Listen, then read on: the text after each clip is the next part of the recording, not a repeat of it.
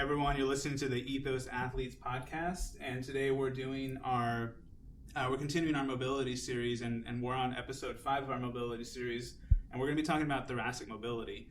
And so for our mobility series, we've had Dr. Tom Padilla, who's the owner of the Doctors of Physical Therapy in Scottsdale, and he is my go-to physical therapist for all things movement. And so he's here again today to talk about thoracic mobility. Dr. Tom, welcome to the show. Thanks for having me back. So let's go ahead and start our talk. And last time we kind of discussed hip mobility and what can cause various things like that. And today I want to get into the same topic, but talking about thoracic. So Dr. Tom, what does normal movement in thoracic look like? So thoracic is mainly the part of your spine that you use for rotation. Okay, but it does play a large role in a lot of overhead lifts in CrossFit and even just squatting. If you don't have the appropriate amount of thoracic extension, meaning the ability to reverse the curve in your back, the mid-back, specifically the part between your shoulder blades, then you're going to be getting that from elsewhere. So while it is typically the primary part of your back that's responsible for rotation, it is also responsible for a significant amount of flexion and extension in CrossFit movements. Okay, so for instance, if someone's doing an overhead squat and they have trouble bringing the bar above their head, is that safe to say that it's going to be there's a chance it could be a problem with thoracic extension? It means there's a chance. It does not mean that is the issue yet. But there are some tests that they can do to figure out if it is the thoracic mobility that's the issue. Because it could be the hips, it could be the ankle, it could be the shoulders. Okay, so let's talk about what that test looks like for thoracic extension. Absolutely. So if you want to test your thoracic extension, you stand maybe 5 or 6 inches in front of a wall and then lean back into the wall with your pelvis. So you're basically sitting on the wall. Then you posterior pelvic tilt or tilt your pelvis backwards and flatten your low back against the wall. Okay. While your low back is flattened against the wall, your mid back should also be flattened against the wall. Once you've achieved both of those things, you need to be able to touch the back of your head against the wall as well without seeing your chin go up.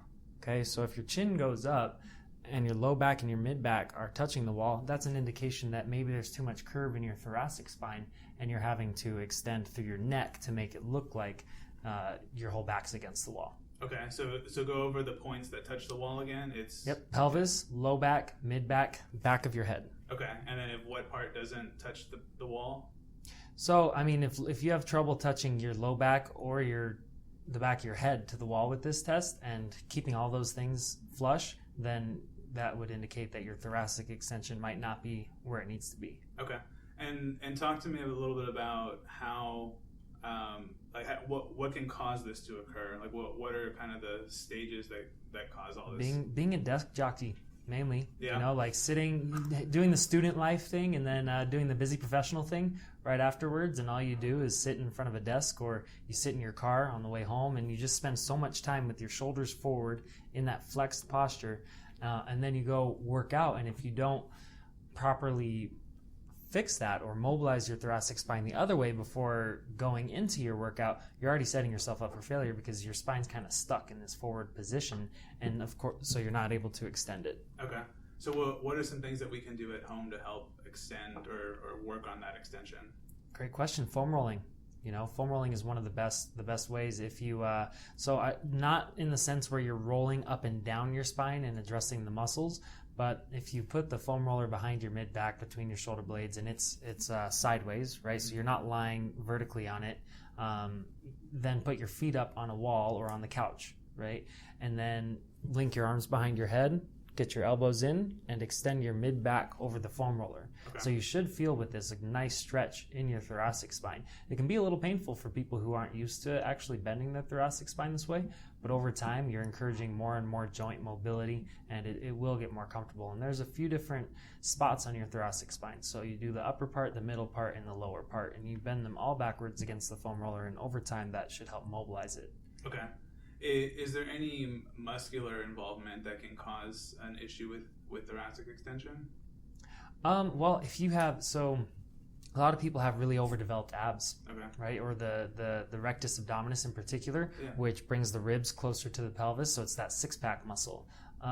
If you have spent a lot of time doing a lot of crunches and overdeveloping that, then it's going to slowly over time start to get more stiff, and it's actually going to pull your rib cage down, and it's going to create a muscular imbalance in between that muscle and the muscles in your back. So over time you're going to have more difficulty extending. Okay. And then as far as we talked about one thing that people can experience if they have trouble with a thoracic extension, or they potentially have trouble with thoracic extension, is having the inability to bring a bar overhead.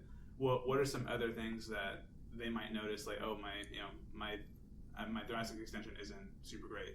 Back squats and front squats. Okay. So with front squats, if you feel like that bar is just so far forward and you have to always reach for that bar and you're putting a lot of strain on your low back, that might be a thoracic spine issue.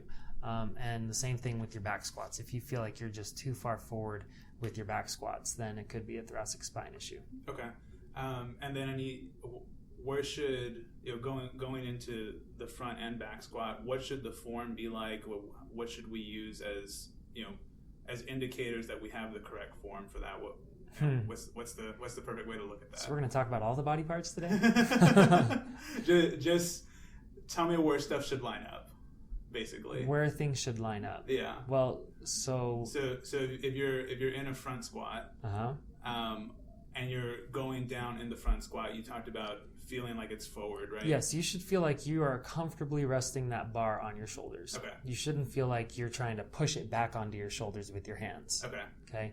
But that can be thoracic, it can be hip, it can be ankle. Okay. So all three of those things can play a role. Right, and we have yet to talk about foot and ankle, which is gonna, I think it's gonna be a really good podcast, because that can solve a lot of problems if you're able to move that a lot better. And then remind me what you said again with the back squat, if you feel like you're going forward too much. Yep, same thing. If you feel like your weight is forward or you're putting a lot of strain on your low back in your squats, it could be thoracic. Cool, perfect.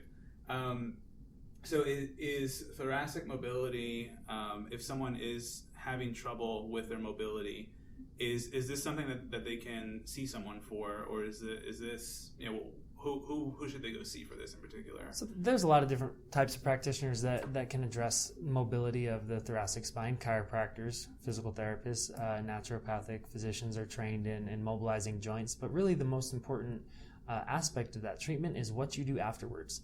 So you have to use your mobility after you get it. So you can't just go to the chiropractor, get cracked, and then not use your spinal rotation or spinal extension. You actually should go through a spinal extension exercise program and some some rotation exercises afterwards to start maintaining that mobility. And over time, you should need less and less of that and just be able to mobilize your thoracic spine yourself with a foam roller and with exercises. So I would say that any one of those practitioners can help you get there, but it should not be a long-term care plan to continually address that mobility deficit. Perfect. I love that. We talked about foam rolling to mobilize it. Do you have any recommendation that they can do, like one or two things they can do after they do mobilize it, aside from doing the obvious CrossFit movements that we discussed? So the mega lunge has a rotational component to it, as well as the Samson is a spinal extension stretch. So if you're doing the Samson stretch and actually raising your hands up overhead, then you're using your thoracic extension. But you have to do it in a way where you're being conscious of thoracic extension. So you can't just raise your arms up overhead and hope your thoracic spine is extending. Right? You have to start to tap into your brain and learn how to actually physically extend your thoracic spine during it. Okay, perfect. Well, I think that's everything we have for you for today's show on thoracic mobility. So Dr. Tom, thank you again for being here. Thanks for having me. We'll go ahead and just recap a few things. So one of the biggest things that can cause issues in a CrossFit athlete is thoracic extension, as far as what we've talked about today. And that can affect your overhead squat, your front squat, back squat. And so some of the key things that you can do to fix that is make sure that you foam roll your thoracic spine. You can do a Samson or a mega lunge after that to kind of use that new mobility that you just gained, and then you can go and do your workout, and make sure you do that consistently in order to especially if you have a desk job or if you're a student, various things like that. But yeah, I think that, hopefully y'all enjoyed that show. I think we gave a lot of good information for that. So yeah, Dr. Tom, thank you once again for being here. Thanks for having me. And our next episode is actually going to be talking about lower leg mobility. So that's where we're going to discuss the foot, ankle, and knee. So we look forward to getting that show out to you. And thank you for listening, and we'll catch you next time.